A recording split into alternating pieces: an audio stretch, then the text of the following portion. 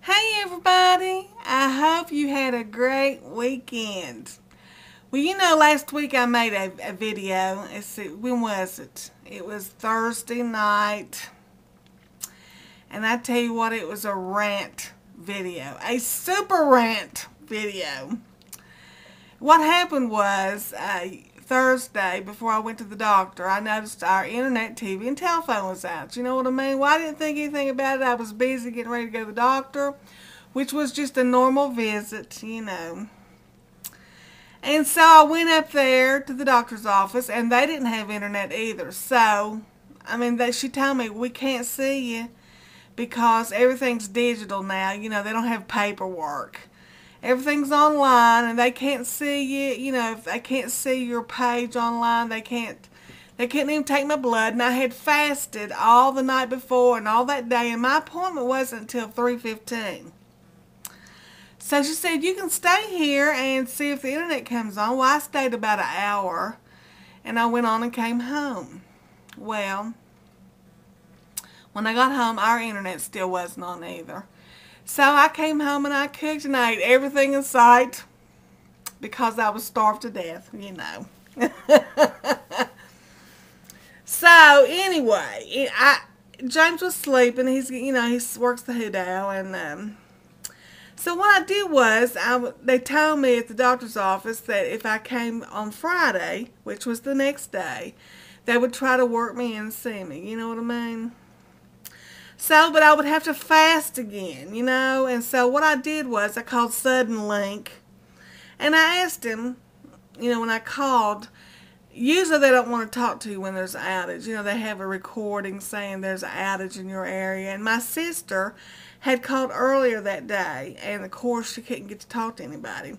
But I keep on pushing those buttons and pushing those buttons until they send me to an agent, you know what I mean? Because I wanted to know how long it was going to be off.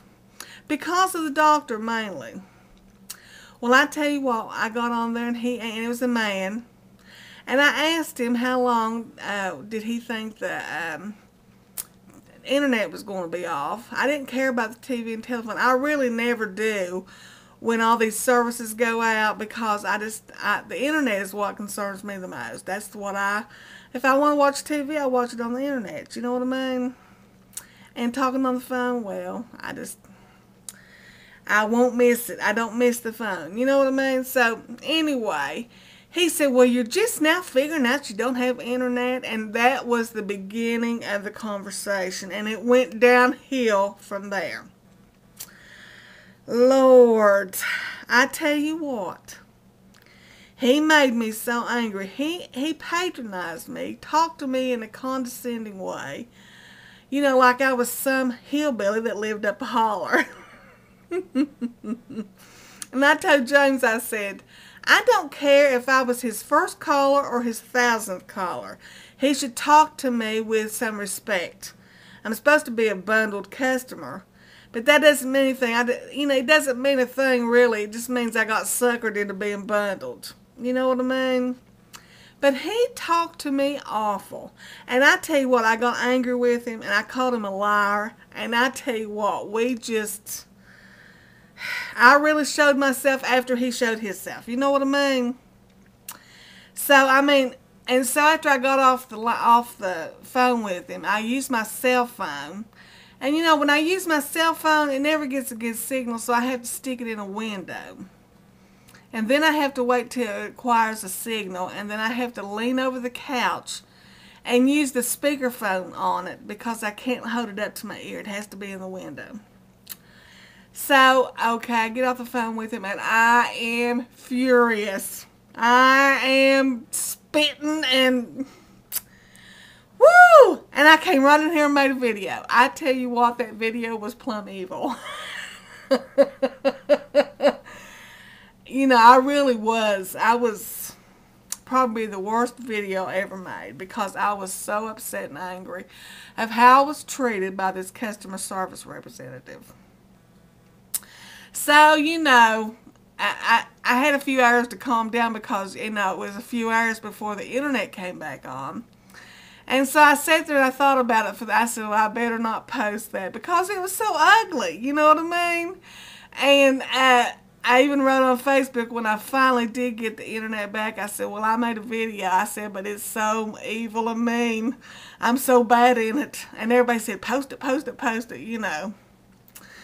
Well, the next morning, I didn't post it. The next morning, I let James listen to it, and he said, honey, don't post that. I mean, I was mean. Evil. But, you know, sometimes you can get pushed too far. And, you know, I said in the video, I am tired of people taking advantage. And me acting, you know, I want them to know I know they're taking advantage of me. You know what I mean? And I am too old for me not to tell them what I think. You know, I'm not some little young girl that blushes and carries on and let people run over top of her. I'm not that person.